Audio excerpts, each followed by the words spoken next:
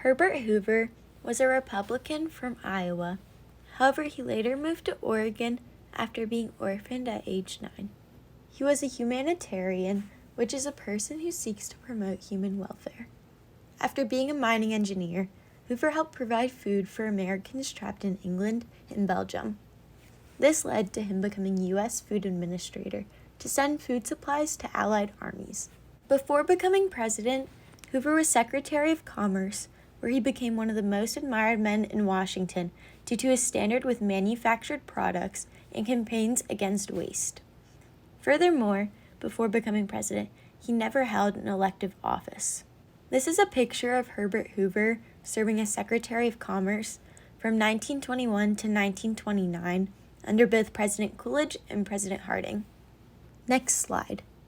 Hoover ran against Democratic candidate Alfred E. Smith.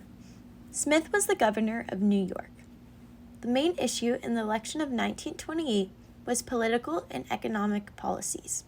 This was because of the exponential growth in the Roaring Twenties. Smith was the first Catholic presidential candidate.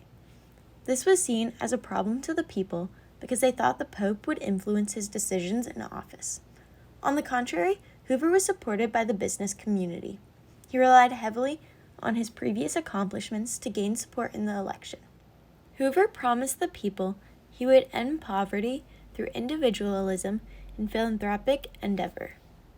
Philanthropic endeavors are like annual giving to a religious organization or educational institution.